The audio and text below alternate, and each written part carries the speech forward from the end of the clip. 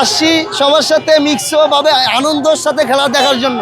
Varieties যেটা বলে মূলত এটা কাস্টম করে নিজে বানিয়েছি, এমনকি পাবলিকের জন্য মানে কাস্টমাইজ বানিয়েছি, যাতে আমার দোকান আছে ওই দোকানে স্টোরে বিক্রি করার জন্য।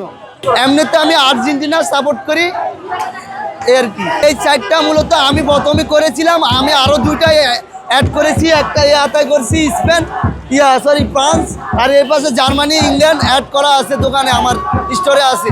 ব্রাজিলের ম্যাচ দেখতে আসছি, আমার পরিচিত ভাই ব্রাদার আছে, সবার সাথে এনজয় করার জন্য আসছি। না আমি আমি আমি আর্জেন্টিনা সাপোর্ট হয়েও আমি চাই ব্রাজিল ভালো খেলুক, তারাও এই ওয়ার্ল্ড কাপ একটা ভালো একটা অবস্থানে যাক।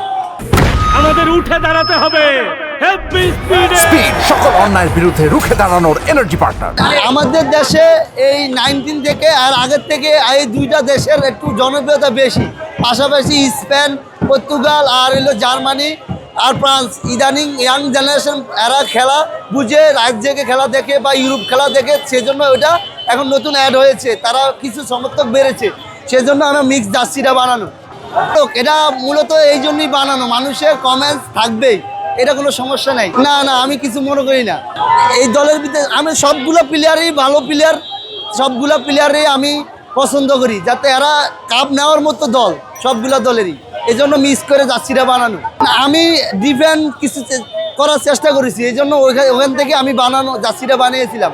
ব্রাজিলটা বানাইছি এই জন্য বাংলাদেশে পপুলার, এই জন্য ব্রাজিলটা অ্যাড করেছি। কিন্তু আমরা কাস্টমাইজ অর্ডারের জন্য আলাদাভাবে আবার কাস্টমাইজ করে অর্ডার নিই, এমনিতে ডেলিভারি দেই।